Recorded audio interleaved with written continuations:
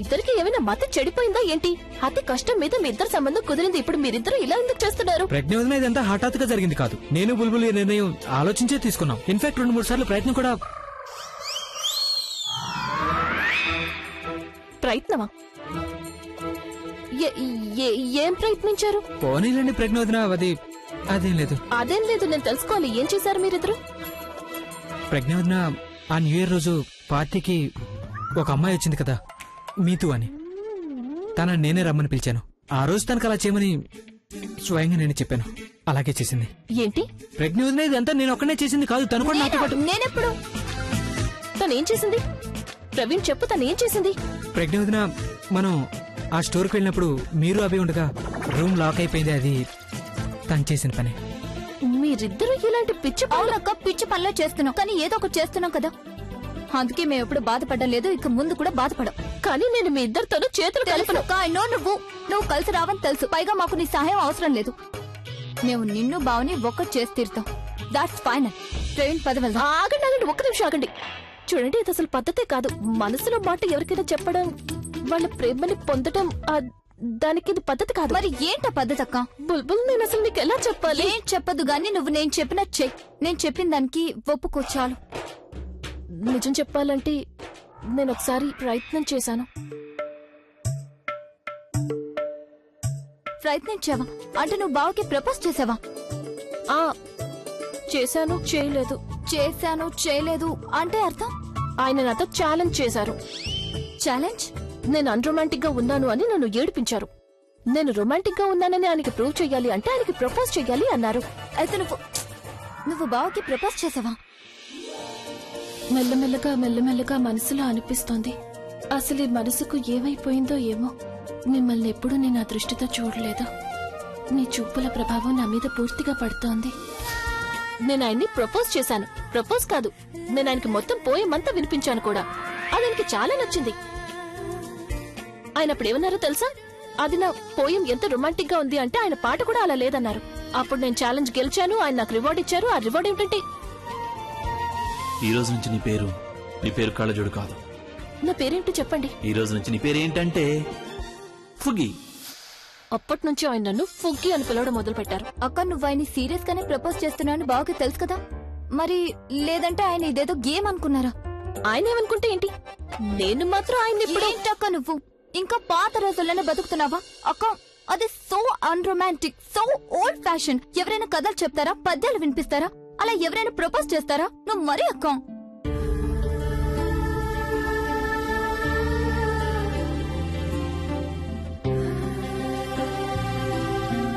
అక్క, ప్రవీణ్ నన్ను ప్రేమిస్తున్నాడు కదా.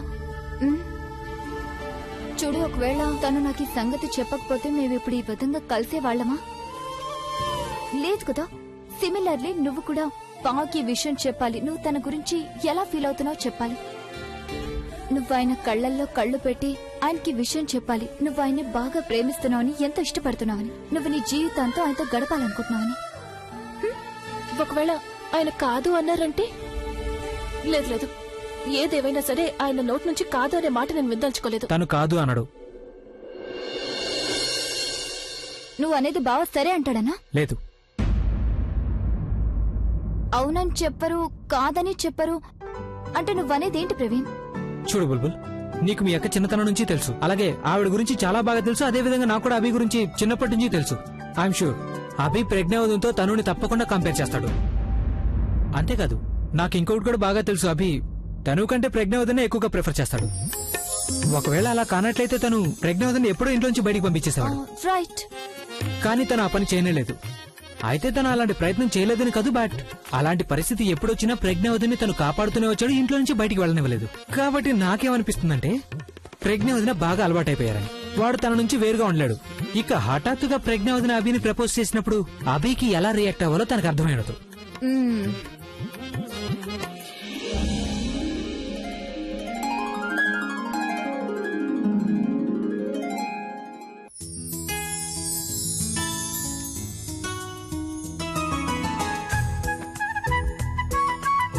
మీరిద్దరూ అసలు నన్నెందుకు ఇలా చూస్తున్నారు? నేను చెప్పాను కదా నేను రిస్క్ తీసుకోలేను అని.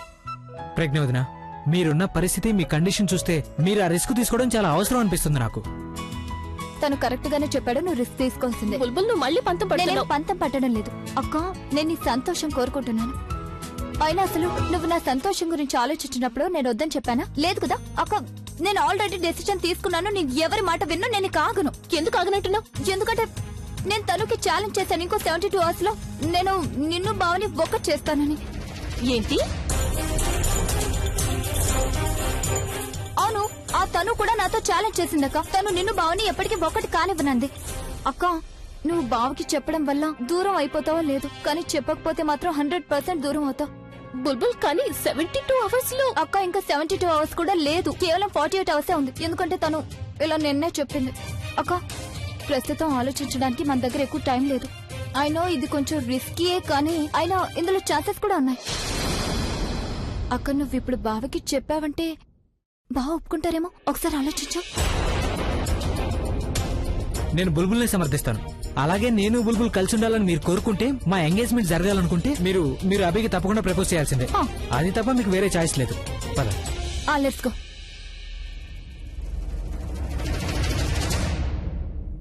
పదన్నయ్యా, ఐఎమ్ రెడీ.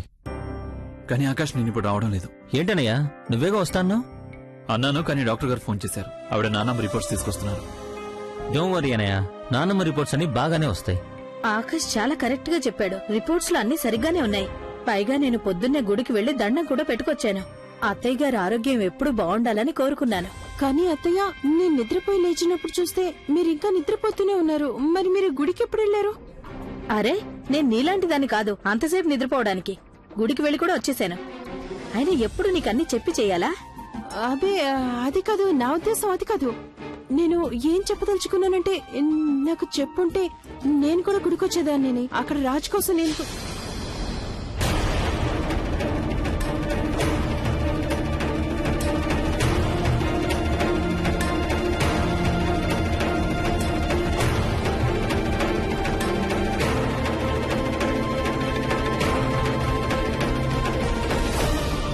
ఆలియా, అభి ఇప్పుడు ఇంట్లోనేగా ఉన్నాడు.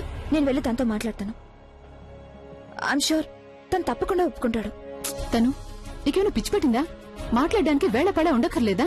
ఇప్పుడు ఏమైందని? తను అన్నయ్య నానమ్మ ఆరోగ్యం విషయంలో ఇప్పుడంతా అప్సెట్ గా ఉన్నాడు. కొంచెమైనా ఆలోచించొద్దా నువ్వు?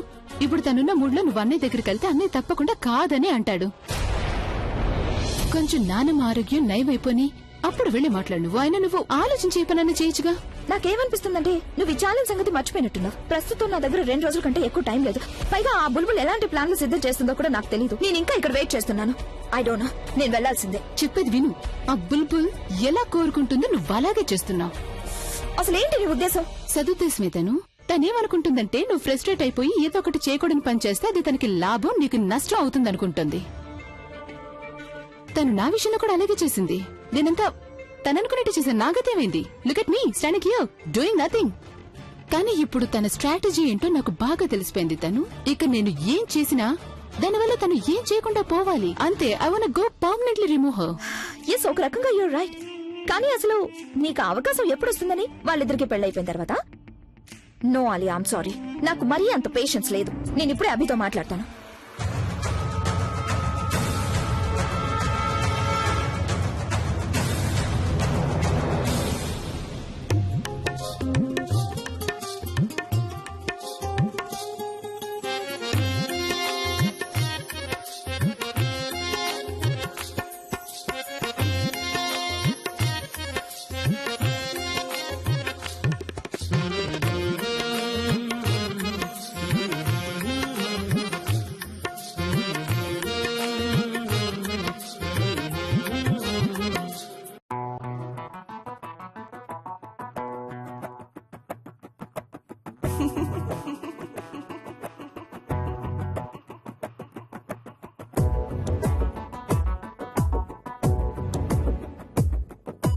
కలలకే కనులొచ్చిన క్షణమిది ఎదురయే తొలి ప్రేమకు అడుగిది నీ వల్లే కథ మొదలై వాళే జతపడి నడకలై సాగిందే. ఏమైంది? ఏమైనా ప్రాబ్లం వచ్చిందా? అవును, నువ్వే నా అసలు ప్రాబ్లం. నేను నీకోసం ఒక సొల్యూషన్ వెతుకుతున్నాను, కానీ నువ్వు మాత్రం నన్ను ఒంటరిగా వదిలిపెట్టడం లేదు. ఎప్పుడు చూడు నా వెనకే తిరుగుతుంటావు. నువ్వు ప్లీజ్ నన్ను ఇలా ఇబ్బంది పెట్టడం మానే, లేదని నేను పిచ్చివాడిని అయిపోయేలా ఉన్నాను. నీకు అసలు ఏం కావాలి? నన్ను పిచ్చివాడిని చేయడమేనా? Please for God sake leave. I said leave.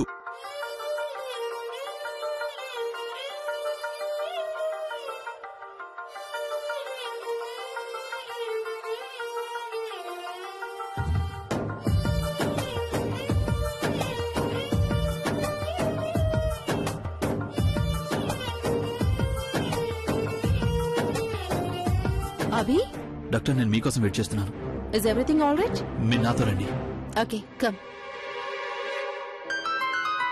అక్క, నువ్వు ప్రపోజ్ చేసేసావా? మరి నీ మొహం ఎందుకు అలా వాడిపోయింది? ప్రపోజ్ కాదు కదా అసలు ఆయనతో మాట్లాడను. ఏమనుకుంటున్నారు?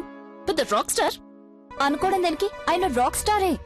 4 పాటలు పాడారు, 4 ఫ్యాన్స్ వచ్చేసరికి ఆయనకు అహంకారం వచ్చి ఆకాశంలో ఎగురుతున్నారు. అహంకారం కాదక్క, ఆత్మవిశ్వాసం. నువ్వు అలా అనుకోవచ్చు, కానీ అహంకారం ఎక్కువైంది కదా. ఆయన రాక్ స్టార్ అయితే ఏ ఆడపిల్లైనా ఏమైనా చేస్తుందా? అవును, అంత హ్యాండ్సమ్ గా ఉంటారు కాబట్టి వారి కోసం ఏ అమ్మాయి అయినా ఏమైనా చేస్తుంది. నేనేమీ చేయను. ఏ, నువ్వు అమ్మాయి కాదా, లేక ఆయన హ్యాండ్సమ్ గా లేరా? నువ్వు అర్థం లేకుండా మాట్లాడకు. ఆయన ఇప్పుడు నన్ను ఎన్ని మాట్లాడినారో నీకు తెలీదు. నాకెలా తెలుస్తుందక్క, నేను అక్కడ లేను కదా. అలాగైతే నన్ను అడగచ్చు కదా. ఓకే, అయితే చెప్పు, ఏం జరిగింది? నేను ఆయనతో మాట్లాడడానికి వెళ్ళాను. అప్పుడు ఆయన ఏదో బాధలో ఉన్నట్టు అనిపించి ఏంటి ప్రాబ్లం అని అడిగాను. ఆయన జీవితంలో నేను పెద్ద ప్రాబ్లం అన్నారు. ఎప్పుడు నేను ఆయన ఇబ్బంది పెడుతూ ఉంటాను, ఆయన వెనకాలే తిరుగుతూ ఉంటాను, ఏ పని లేకుండా అన్నారు. ఆయనకి ఎప్పుడు ఏ కష్టం వచ్చినా నేనే కారణమట. నేను ఆయన బాధను పోగొడదామనుకుంటే ఆయన తిరిగి నన్నే కోపడుతున్నారు. ఇప్పుడు నువ్వే చెప్పు, ప్రవీణ్ ఏదైనా బాధలో ఉన్నప్పుడు నువ్వు తన దగ్గరికి వెళ్లి బాధ పోగొడదామనుకుంటే తను నిన్ను కోపడితే నీకెలా ఉంటుంది? నీకు తన మీద తల్లి ప్రజ్ఞ, నువ్వు అక్కయ్యకు ఉదయం ఇచ్చే మందులు ఇచ్చేసావా? ఇచ్చాను. ఖచ్చితంగా ఇచ్చానమ్మా. నేను ఆవిడికి ఎప్పుడూ వేళకి మందులిస్తూ ఉంటాను. అవును, అది నాకు తెలుసు తల్లి. కానీ పైన ఆ డాక్టర్ ఉన్నారు కదా, ఆవిడ అడ్డమైన ప్రశ్నలు అడగడం మొదలు పెట్టింది. ఇది నీకు తెలుసు కదా, మందుల విషయంలో నాకు గాని పెద్దక్క కానీ అసలేం తెలీదని. అందుకనొచ్చి నిన్నే అడగాలనుకున్నాను. నేను పైకి వెళ్తున్నాను. అభి మూడ్ అసలు కొంచెం కూడా బాలేదు, సరేనా? అంటే ఆయన అమ్మమ్మ విషయంలో కంగారు పడుతున్నారా? చూసావా, బావ కారణం లేకుండా కోపడ్రు. నువ్వు ఇంత చిన్న విషయాన్ని అంత దూరం స్ట్రెచ్ చేసేసావు. అక్క, బావకి మరింత కోపం రావడానికి ముందే నువ్వు వెళ్లి ఆయనకి ప్రపోజ్ చేయి. వద్దు బుల్బుల్, ఇవన్నీ తర్వాత చూసుకోవచ్చు. ముందు వెళ్లి అమ్మమ్మ ఆరోగ్యం ఎలా ఉందో చూసొస్తాను.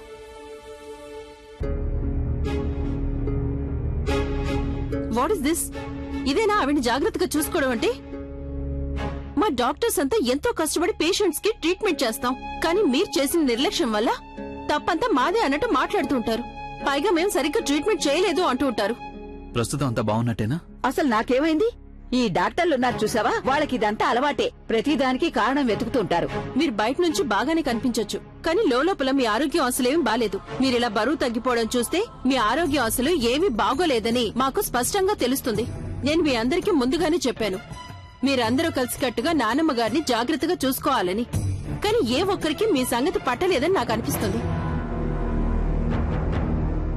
అసలు మీరు ఏమంటున్నారు డాక్టర్? ఆలియా మన తప్పుల్ని కప్పిపుచ్చుకోవటం వల్ల లాభం ఉండదు. ఆవిడ డాక్టర్, మనకంటే ఆవిడకి ఎక్కువ తెలుసు. అసలు నేనే నానమ్మని జాగ్రత్తగా చూసుకుని ఉండాల్సింది.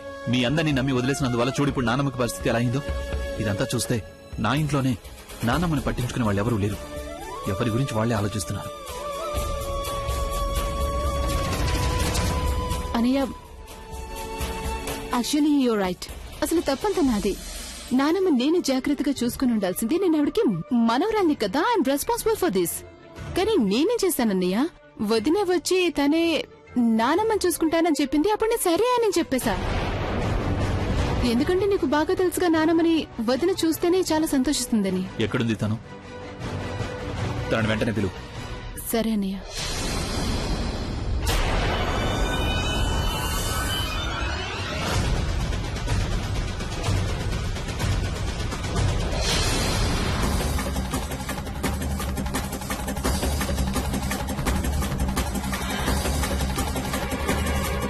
నువ్వు పగలు రాత్రి అమ్మమ్మ అమ్మమ్మ అంటూ కలవరిస్తావు కదా, కానీ తనకి నీ సహాయం అవసరమయ్యే సమయంలో ఎక్కడికి మాయమైపోయావు?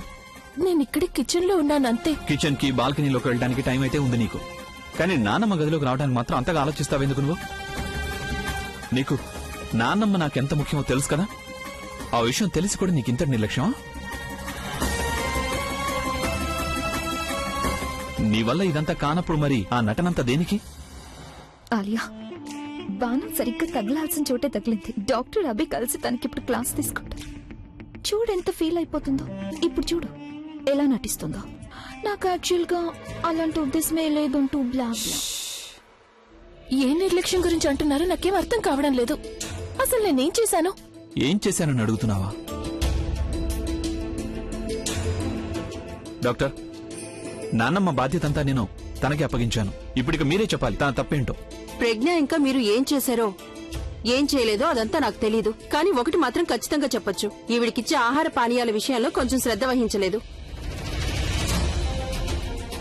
ఒకవేళ ఇదే విధంగా ఈవిడ బరువు ఇలాగే తగ్గుతూ పోతే ఏమైనా జరిగే అవకాశం ఉంది. అప్పుడు వీటన్నింటికీ కూడా బాధ్యత కేవలం మీ ఒక్కరిదే అవుతుంది. విన్నావా నువ్వు? ఇదంతా నీ కారణంగానే జరిగింది. డాక్టర్ గారు, ఐఎమ్ సారీ, బహుశా మీకు గుర్తులేదేమో కానీ మీరే నాకు స్వయంగా చెప్పారు నాన్నమ్మ డైట్ లో ప్రత్యేక శ్రద్ధ తీసుకోవాలి అని. ఆవిడ బరువు గనక పెరిగితే ఆవిడ ఆరోగ్యం మీద నేరుగా ప్రభావం చూపిస్తుందన్నారు. అందుకని టిఫిన్ కి నేను వేయించిన పదార్థాలకు బదులు ఓట్స్ ఇస్తున్నాను, పరాటాలకు బదులు రొట్టెలు ఇస్తున్నాను. ఆవిడ టీ కాఫీ తాగడం పూర్తిగా మానేశారు. ఆవిడ ఈ మధ్య కేవలం జ్యూసులు మాత్రమే తాగుతున్నారు. నిజానికి దానివల్ల ఆరోగ్యం చాలా మెరుగుపడింది. ఈ మధ్య ఆవిడికి మోకాళ్ల నొప్పులు లేవు. ఆవిడ స్వయంగా మెట్లెక్కి పైకొస్తున్నారు. మెట్లెక్కడం వల్ల ఆయాసం కూడా రావడం లేదు. పైగా చూడండి, ఆవిడ కాళ్లు వాపులు కూడా తగ్గుతున్నాయి. చూడండి, మేము మాటల మీద కంటే ఎక్కువగా రిపోర్ట్స్ ని నమ్ముతూ ఉంటాం.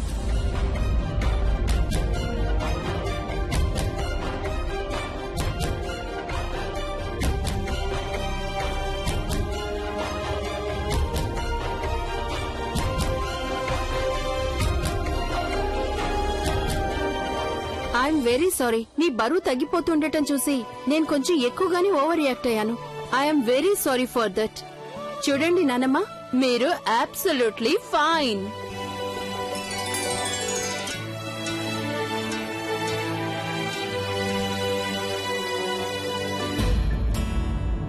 ఈవిడ నానమ్మ పట్ల వహించిన శ్రద్ధ చూస్తే నా ఉద్దేశంలో ఈవిడ స్థానంలో వేరొకరు ఉండుంటే నానమ్మని ఇంత బాగా చూసుకుని ఉండేవారు కాదేమో.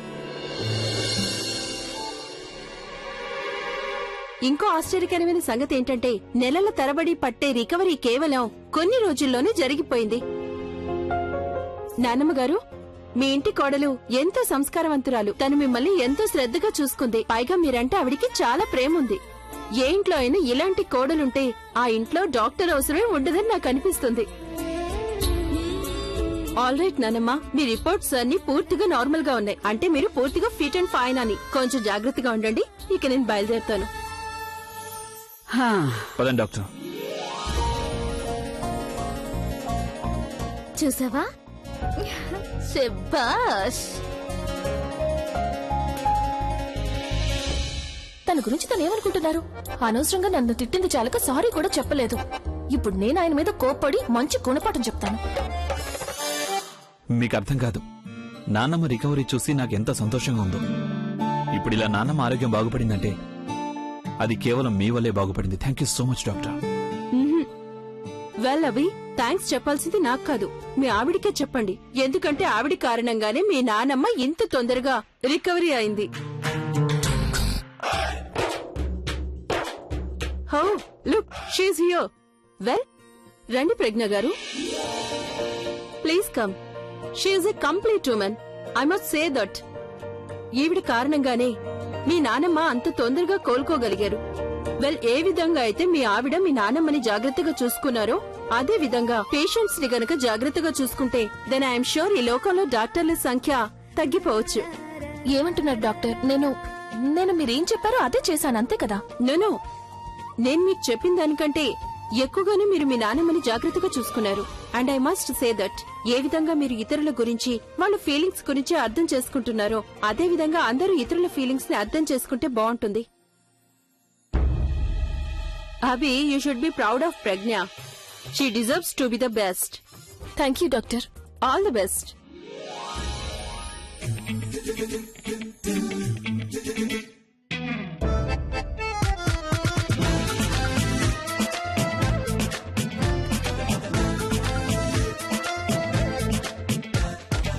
అదే నేను ఇక మొదలు పెట్టండి. అలా మౌనంగా ఎందుకున్నారు? కోపడండి నన్ను. నన్ను ఒక పంచింగ్ బ్యాగ్ లా వాడుతున్నారు. ఎప్పుడు అనిపిస్తే అప్పుడు కోపడ్డానికి. నేను నిర్లక్ష్యంగా ఉంటాను, మూర్ఖురాల్ని అనండి. మీ వెనక తిరగడం తప్ప నాకు వేరే పని లేదనుకున్నారా? ఆ మొహం ఎందుకలా పెట్టారు? మీ గిల్టీ ఫేస్ అస్సలు సూట్ అవ్వదు మీకు. మీకు కావాల్సింది నన్ను తిట్టడమే కదా. నన్ను కోపడాల్సిన అవసరం మీకేమీ లేదు. నన్ను నేనే తిట్టుకుంటాను. నేను చెడ్డదాన్ని, మిమ్మల్ని బాధ పెట్టడం తప్ప నాకు వేరే పనే లేదు. చూడు, నేను చెప్పేది కొంచెం. ఎందుకు వినాలి? మీరేం చెప్తారో నాకు బాగా తెలుసు. యాక్చువల్లీ ప్రతిసారి మీరు చెప్పేదంతా వినడమే నేను చేసే తప్పు. నాకు చాలా బాగా తెలుసు నన్ను బాధ పెట్టడం అంటే మీకు బాగా నచ్చుతుంది అని. ప్రతిసారి నన్ను ఏదో మాట్లాడుతూనే ఉంటావా? ఒక్కసారి మాట్లాడటం మొదలు పెడితే ఇక ఆపవా నువ్వు? ఇది ఇల్లు, ఇదేం స్కూల్ కాదు. కంటిన్యూగా లెక్చర్ అరగంట పాటు ఇవ్వడానికి. నువ్వు చిన్నప్పటి నుంచి ఇంతేనా, లేకపోతే మధ్యలో ఏమన్నా తలకి దెబ్బ తగిలిందా ఏంటి? నేను అసలు ఏదో ఒక బ్రేక్ వేసి కొంచెం ఊపిరి పీల్చుకోముందు. నువ్వు గనక ఊపిరి పీల్చుకోలేదనుకో బెలూన్లాగా పట్ మరి పేలిపోతావు. నేను నిన్ను గేలి చేస్తానని, నీ మీద కోపగించుకుంటానని నేను ఒప్పుకుంటున్నాను. కానీ ఈసారి మాత్రం నేను నీకు సారీ చెప్పాలనుకున్నాను, కానీ నువ్వు నాకు మాట్లాడే అవకాశం ఇవ్వలేదు.